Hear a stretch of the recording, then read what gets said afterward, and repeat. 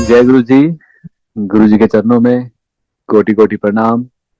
आई हुई सभी संगत को प्रणाम और आप सबका बहुत बहुत स्वागत है गुरु जी के सत्संग में। आइए संगत जी, आज के सत्संग की शुरुआत करते हैं और आज इनवाइट करेंगे जूही जैन आंटी को। जूही आंटी आए और सत्संग शेयर करें।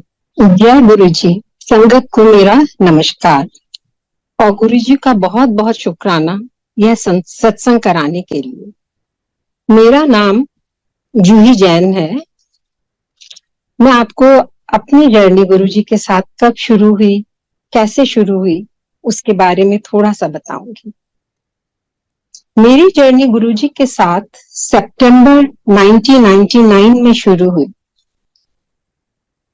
उस समय हम लोग सहारनपुर में रहते थे और गुरु जी के बारे में कभी सुना नहीं था, कभी पढ़ा नहीं था, बात नहीं हुई थी कभी भी, और ना ही हम इस चीज में विश्वास करते थे।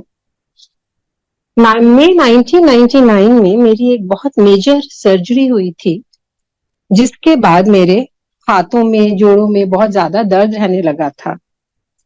मेरे रिस्ट जॉइंट काफी स्वॉलन हो गए थे, काम नहीं कर पाती थी मैं, यहाँ तक कि बच्चों का काम, अपने बाल बांधना, ये सब भी मेरे लिए बहुत मुश्किल था। उसी बीच में मेरे हस्बैंड यहाँ पे दिल्ली में आके अपना कुछ कुछ काम करने की कोशिश, जमाने की कोशिश कर रहे थे, अपना बिजनेस। तो वो दर्शन आंटी से मिले और दर्शन आंटी ने उन्हें गुरुजी के बारे में बताया। सितंबर 99 में वो सहारनपुर आए और उन्होंने मुझे बताया कि ऐसे ऐसे दर्शन आंटी के गुरुजी हैं जिनके पास वो जाती हैं, और अब की बार जब हम वहां जाएंगे दिल्ली तो उनसे जरूर मिलकर आएंगे। वो कई बार बोल चुकी हैं हमको। सितंबर 99 में हम लोग दिल्ली आए, यहाँ किसी होटल में रुके थे। होटल का नाम मुझे याद नहीं है अब। उस टाइम में भी मेरे रिस्ट जॉइंट स्वॉलन थे और मुझे बहुत ज्यादा कफ था। उस दिन शाम को हमने दर्शन आंटी को फोन करा। हमने कहा, दर्शन आंटी, हम आपसे मिलना चाहते हैं। तो दर्शन आंटी ने कहा कि मैं तो गुरुजी के यहाँ जा रही हूँ, आप लोग भी वहीं आ जाओ। हम लोगों ने सोचा चलो वहीं पे दर्शन आंटी से मिल लेते हैं और गुरुजी के भी दर्शन हो जाएंगे, देखते हैं उनके गुरुजी कैसे हैं। और हम लोग एम्पायर स्टेट के लिए चले गए। एम्पायर स्टेट में उस टाइम में बहुत ज्यादा संगत नहीं होती थी। जिस टाइम मैं वहां पे पहुंची उस टाइम में गुरुजी ने रिबॉक जैसे शूज पहन रखे थे। उनके पास शायद उस टाइम में मोबाइल फोन भी था एक, क्योंकि फोन रखा हुआ था, और उन्होंने काले रंग का और लाल रंग का चोगा पहन रखा था। जब मैं अंदर गई तो उन्होंने मुझे देखा और अपने सामने ही बिल्कुल बुला लिया और उन्होंने पूछा, तुम्हारा नाम क्या है? मैंने कहा मेरा नाम, वो पंजाबी में बोलते थे, पर क्योंकि मुझे पंजाबी बोलनी नहीं आती इसलिए मैं आपको हिंदी में बता रही हूँ। तो मैंने कहा, गुरुजी मेरा नाम जूही है। उन्होंने कहा, कहाँ रहती हो? मैंने कहा, सहारनपुर में। तो उन्होंने कहा, इधर आ जाओ। बस इतना ही बोला उन्होंने और फिर वहीं बिठा के रखा। हम लोगों ने जैसे सब लोग कर रहे थे, चाय प्रसाद लिया, जल प्रसाद लिया और लंगर प्रसाद करा और वापस आ गए होटल में। एंड आई वाज एक्सपेक्टिंग कि अब फिर से खांसी शुरू होगी, जो खांसी रात को होती है और सोने नहीं देती है। पर जब मैं सुबह को उठी तो मैं बिल्कुल फ्रेश थी, मेरे हाथों में कोई दर्द नहीं था, मेरे जॉइंट जो स्वलन थे वो भी ठीक हो गए थे और उसके बाद वो कभी नहीं हुए। उस टाइम में मैं इस बात को कनेक्ट नहीं कर पाई गुरुजी से। मुझे लगा कि इतनी मेडिसिन और इतने सबके बाद यहाँ दिल्ली आके अचानक कैसे हुआ। देन सहारनपुर पहुंच के हमने दर्शन आंटी से बात करी तो वो सिर्फ हंसी। मैंने उनको बताया कि मेरे जॉइंट पेन अचानक से गायब हो गए तो वो हंसी। तब हमने इस चीज को थोड़ा सा समझने की कोशिश करी कि शायद ये इसलिए हुआ हो। हम लोग सहारनपुर रहते रहे, मेरे हस्बैंड यहीं पे थे दिल्ली में। अचानक ही दिसंबर में उनका एक दिन फोन आया और बोले कि तुम गाड़ी लो और बच्चों को लो और जो सामान थोड़ा बहुत पैक कर सकते हो किचन का, और उसको आके हम लोग यहाँ दिल्ली शिफ्ट हो रहे हैं और तुम दिल्ली आ जाओ। आप सोचिए संगत जी कि सितंबर में मैं गुरुजी से मिली हूँ, उनके दर्शन करे हैं, और दिसंबर 11 को हम लोग यहाँ पे नोएडा शिफ्ट हो गए। बच्चों का एडमिशन भी हो गया, डीपीएस में हो गया, जो कि उस टाइम में बहुत मुश्किल था। सब चीजें धीरे धीरे करके अपनी जगह पे चलती रही। बिजनेस भी शुरू हो गया, काम भी शुरू हो गया, और मेरी सेहत भी धीरे धीरे ठीक होती रही। और हम लोगों ने पता नहीं क्यों गुरुजी के पास जाना शुरू कर दिया। हर दिन ऐसा लगता था कि अगर हम घर में हैं तो तुरंत गुरुजी के पास जाओ, बच्चों को लिया, गुरुजी के पास पहुंच गए। फिर वहां पर बच्चों को लाने के लिए मना हो गया था, छोटे बच्चों को। तब हम उनको उनकी दादी के पास घर पे छोड़कर चले जाया करते थे। पर जाना ऐसा था कि अगर हम नहीं जा रहे हैं तो हमें लगता था, अच्छा नहीं लगता था। तो नोएडा से एम्पायर स्टेट जाना, और उस टाइम में कभी कभी हम रात को 1 बजे छूटते थे, कभी 2 बजे छूटते थे, पर जाते जरूर थे वहां पे। गुरुजी ने एक बार मेरे हस्बैंड से बहुत गुस्सा हो गए थे। कारण तो हमें नहीं पता, पर वो उनको हमेशा ये कहते थे कि जहां जूते हैं वहां जाके बैठो, और मुझे संगत में अंदर आके बैठने देते थे।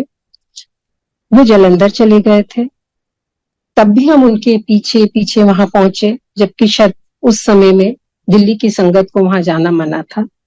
वहां भी वो बहुत गुस्सा हुए, और वहां भी यही हुआ। उन्होंने मेरे हस्बैंड को बाहर बिठाया और मुझे अंदर बिठाया, और उसके बाद उन्होंने रात में ही, हम रुकने के हिसाब से गए थे, उन्होंने रात में ही हमें एक अंकल के साथ वापस नोएडा भेज दिया। यह सिलसिला करीब करीब 1 साल तक चला। हम लोग बहुत परेशान थे, गुरुजी से बात करना चाहते थे, पर उन्होंने उस 1 साल में हमसे बात नहीं करी। 1 साल बाद सब लोगों ने कहा कि आपका कोई कर्म है जो गुरुजी काट रहे हैं, इसीलिए आप सब्र से रुकिए, सब ठीक रहेगा। हम लोग इसी तरह से चलता रहा। 1 साल बाद एक दिन मैंने फिर से कोशिश करी गुरुजी से बात करने की, तो उन्होंने बात सुनी और हंसे, और फिर मेरे हस्बैंड को उसके बाद से उन्होंने अंदर बुला लिया। हमारी जो मेरी 3 बेटियां हैं, और मेरी जो सबसे छोटी बेटी है, वो गुरुजी की ही ब्लेसिंग से पैदा हुई। गुरुजी के बर्थडे वाले दिन 7 जुलाई को उन्होंने एक दिन मेरे हस्बैंड को, एक बर्थडे पे अपने मेरे हस्बैंड को कहा, आई थिंक 2002 में, यस, कि ब्लेस किया। हमने सोचा, हमने कुछ मांगा नहीं, कुछ कहा नहीं, तो हमें नहीं मालूम कि किस चीज से ब्लेस करा।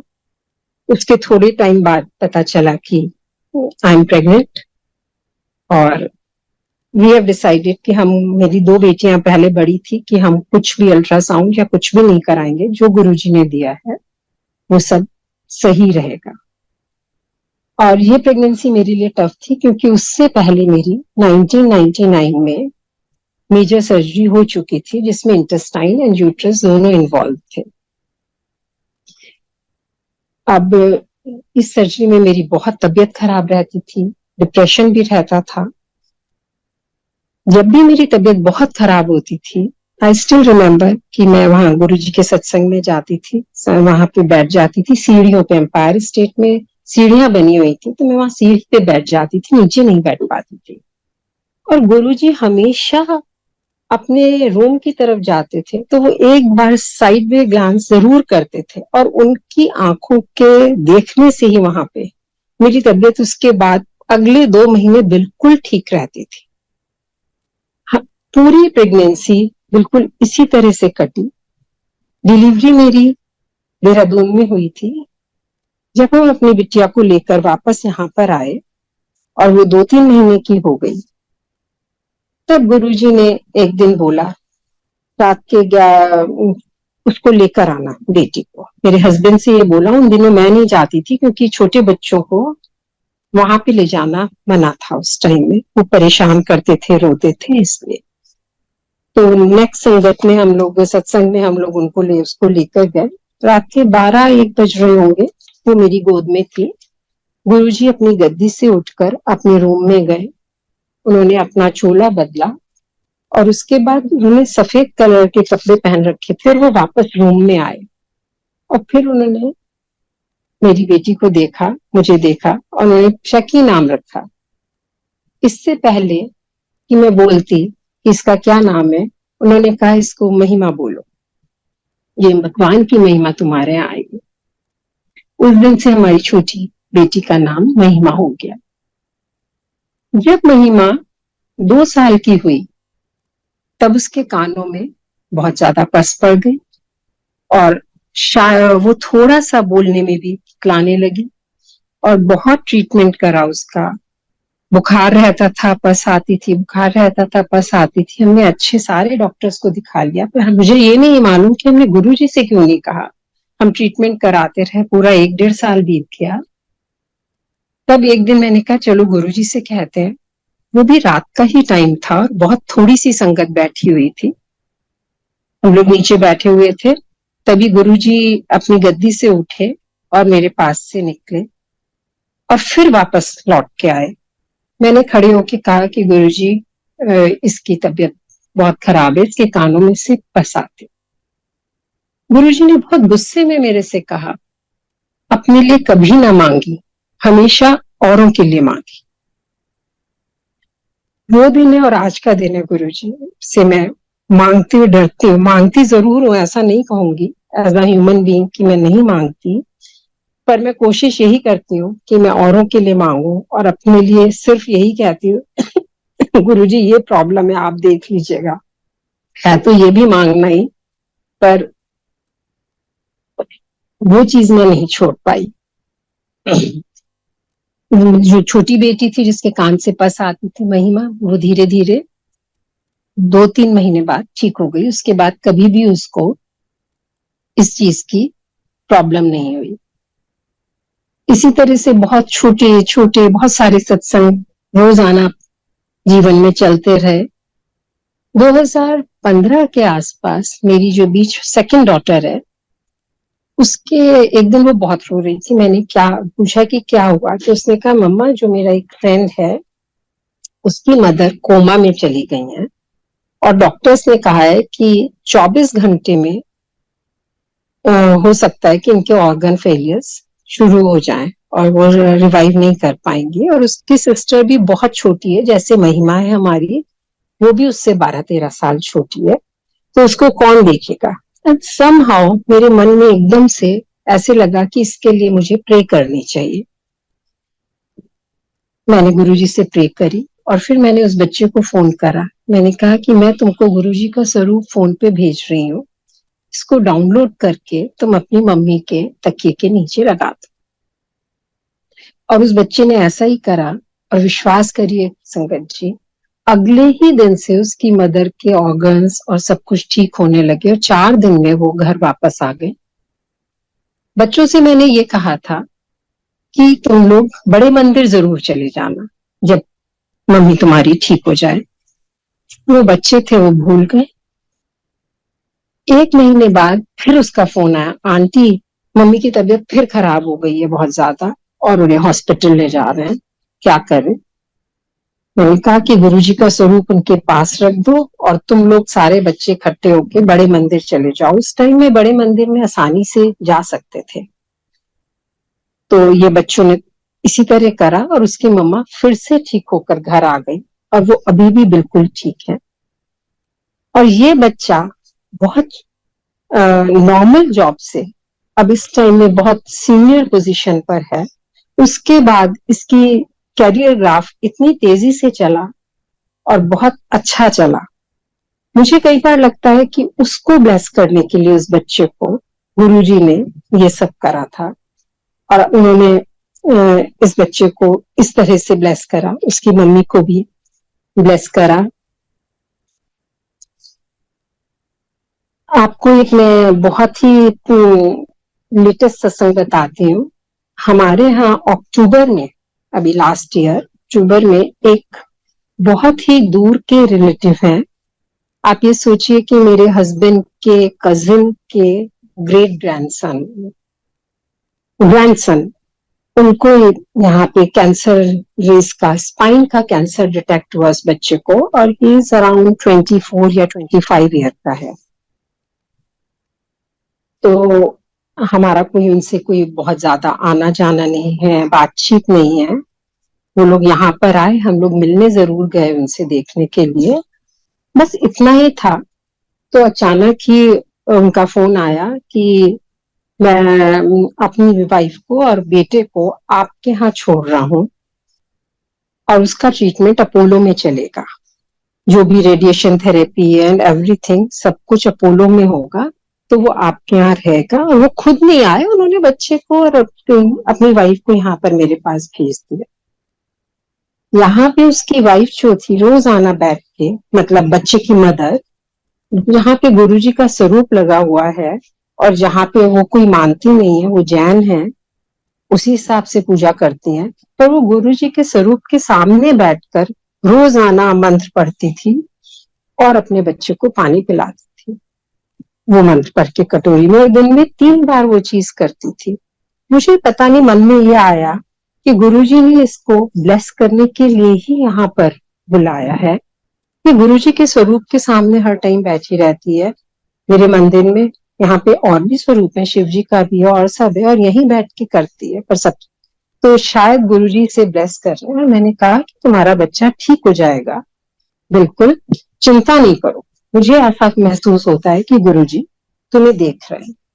और उन लोगों को हमने, वो लोग हमारे यहाँ 1 सवा महीना रहे, हमें ट्रेवल करना था, हम उन्हें यही घर पे चाबी दे के छोड़ के चले गए कि तुम लोग आराम से यहाँ पे रहो और सब चीज करो।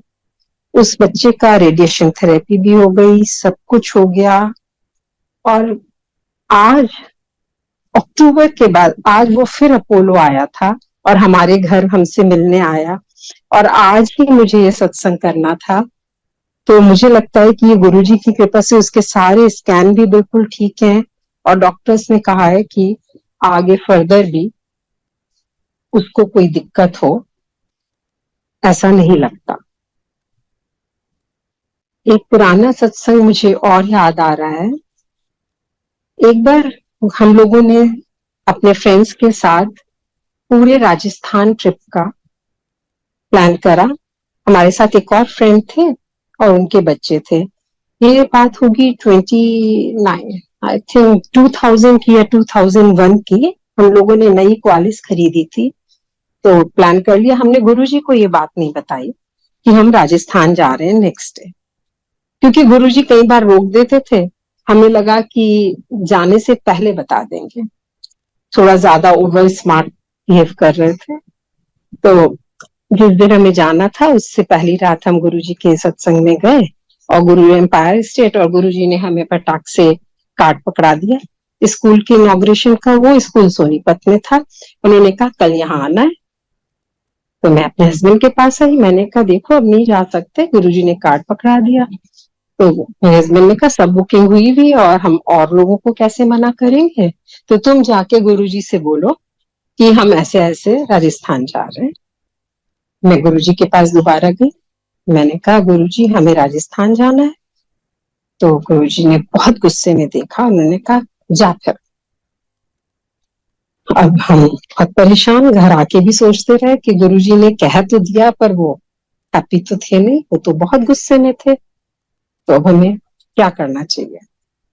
फिर एक और स्मार्ट आइडिया हम लोगों ने निकाला कि ऐसा करते हैं कि सुबह पहले सोनीपत जाएंगे अपने फ्रेंड्स के साथ, वहां पे गुरुजी के दर्शन करेंगे, उनकी बात भी पूरी हो जाएगी, और फिर हम राजस्थान चले जाएंगे। हम लोगों ने ऐसे ही करा। हम लोग पहले सोनीपत गए, वहां पे सुबह दर्शन करे। गुरुजी ने, उन्हें पता था कि हम लोग आए हैं, पर उन्होंने हमारी तरफ से निगाह हटा ली, and he was very angry.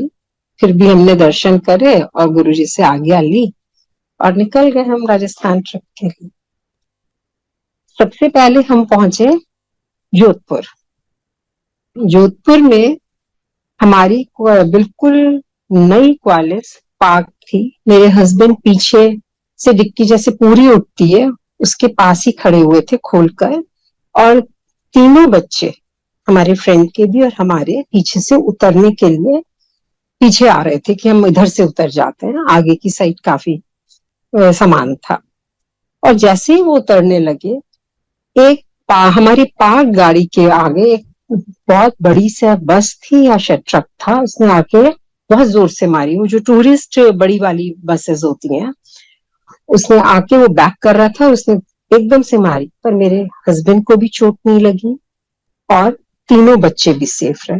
पर क्वालिस का पूरा डोर नया का नया टूट गया। अब आगे कैसे जाए? गुरुजी ने बहुत रक्षा करी, पर तब भी हमें कुछ समझ नहीं आया आगे कैसे जाए। फिर पता चला कि उसका जो हमारे फ्रेंड है उनके कोई सोर्स निकली, तो क्वालिस की गाड़ी की डिक्की ठीक कराई, सब ठीक कराया। फिर हम जोधपुर से हम लोग गए थे जैसलमेर। जैसलमेर जाते जाते रास्ते में हमारे फ्रेंड को हार्ट की प्रॉब्लम हो गई, उसकी बहुत सीवियर पेन हुआ और उसको गिडीनेस शुरू होने लगी। पर जहां उसको ये प्रॉब्लम शुरू हुई उसके ही अपोजिट साइड पे रोड पे हॉस्पिटल था, उसको तुरंत वहां लेकर गए, उसको ट्रीटमेंट मिल गया टाइम पे एंड ही वाज फाइन। फिर हम जैसलमेर पहुंचे, उसके बाद वहां से हम गए बीकानेर, और बीकानेर में हम बहुत अच्छे 5 स्टार होटल में रुके और उस रात उसमें आग लग गई। बहुत सारी जगह जली, बहुत सारे विंग्स जले, पर जहां हम लोग थे वहां पे कुछ भी नहीं हुआ। हमें तो सुबह उठ के पता चला कि यहाँ पे आग लग गई। इस तरह से पूरे ट्रिप में गुरुजी ने हमारी रक्षा करी। मुझे लगता है कि शायद हमारा जाना ठीक नहीं था, इसी वजह से गुरुजी ने हमें रोकना चाह रहे थे। जब हम लौट के आए तो गुरुजी हंसे, बोले, सबने कहा तुम्हारे पीछे से गुरुजी की तबीयत ठीक नहीं थी और उन्होंने माथे पे कपड़ा बांध के रखा हुआ था सत्संग में, और उन्होंने शायद किसी का कष्ट लिया। मैं समझती हूँ कि हमारा ही कष्ट उन्होंने अपने ऊपर लिया। जब हम लौट के आए तो गुरुजी हंसे, बोले, करा यात्रा राजस्थान की? मैंने कहा, हाँ जी गुरुजी। बस इतना ही उनके साथ हुआ। रात में, शाम में, कभी भी वो रात के 2 बजे तक, 3 बजे तक बिठा के रखते थे, कभी किसी के घर ले जाते थे। 1-2 बार काफी मिनिस्टर्स के एयरपोर्ट, कभी कहीं खाने के लिए ले जाते थे। फिर बाद में गुरुजी ने धीरे धीरे नई संगत के लिए कहना शुरू करा कि अब आप लोग ऑल्टरनेट डेज पे आइए या हफ्ते में 2 दिन आइए। तो जैसे जैसे जो आज्ञा गुरुजी करते रहे, उस टाइम में फिर संगत बढ़ने लगी थी। 2005 के आसपास काफी ज्यादा संगत होने लगी थी। आपको एक और मैं सत्संग बताती हूँ, अभी का ही बिल्कुल। अभी 16 तारीख की बात है कि रात को मैं सो नहीं पा रही थी और मैं बहुत रेस्टलेस थी। अचानक ही मुझे लगा कि मैं अपना फोन देखूं रात को 1:30-2 बजे के करीब, तो उसमें मैसेज आया हुआ था। मेरी एक डॉटर यूएसए में है कि मम्मा, हमारी फैमिली हिस्ट्री क्या ग्लूकोमा की है? तो मैंने सोचा कि ये इस टाइम में क्यों पूछ रही है। वहां पे 16 की सुबह शुरू हुई होगी और यहाँ पे 16 तारीख की रात थी। मैंने इमीडिएटली उसको कॉल करा, मैंने कहा क्या हुआ? तो उसने कहा कि मम्मा, मैं आइस टेस्ट कराने गई थी और डॉक्टर ने कहा है कि आपकी ऑप्टिक नर्व जो है वो बस्ट हो चुकी है, खराब हो गई है, एंड तुमको ग्लूकोमा हो गया है स्टार्टिंग।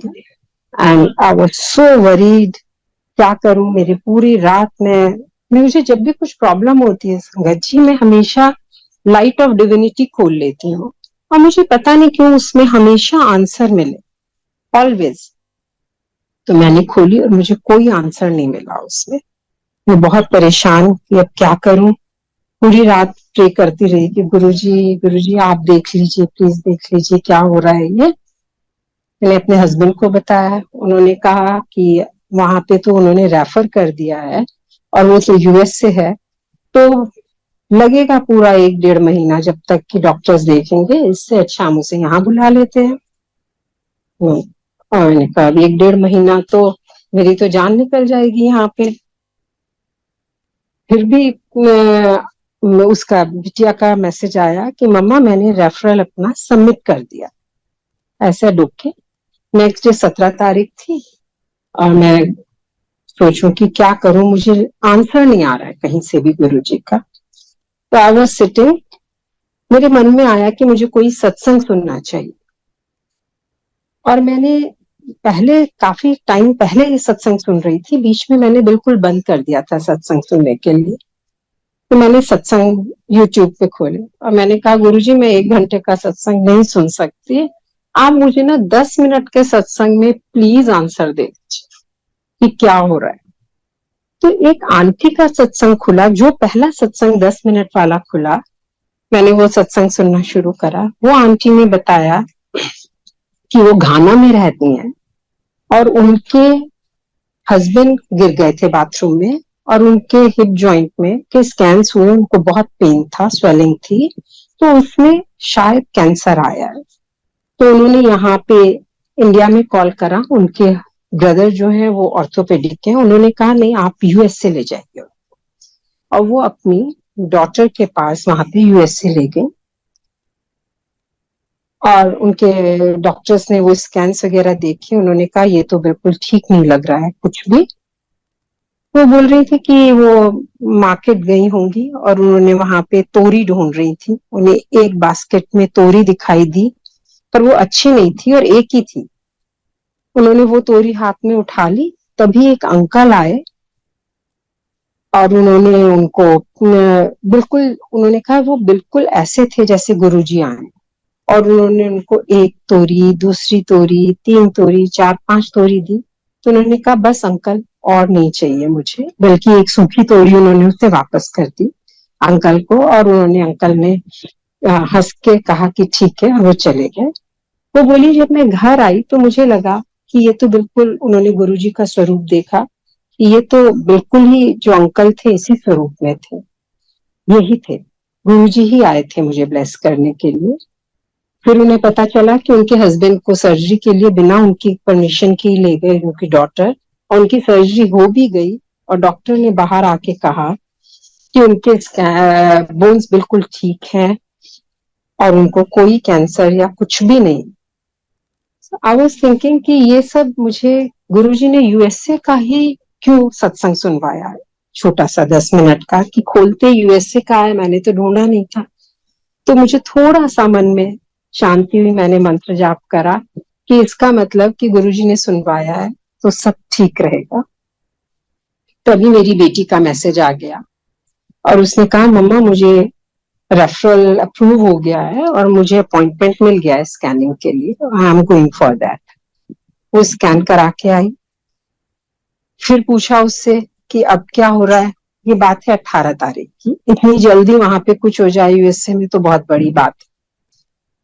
तो उसने कहा कि स्कैन तो उन्होंने नहीं दिया, उन्होंने कहा है कि अब तुमको डॉक्टर देखेंगे, ऑप्थेल्मोलॉजिस्ट एंड ग्लूकोमोलॉजिस्ट। तो अब उनके अपॉइंटमेंट के लिए मैंने अप्लाई कर रखा है, और हमें ये नहीं पता, हम सोच रहे थे कि स्कैन आ जाता तो हम यहाँ के डॉक्टर को दिखा देते। So we were waiting and I was sitting in front of Guruji के स्वरूप के सामने।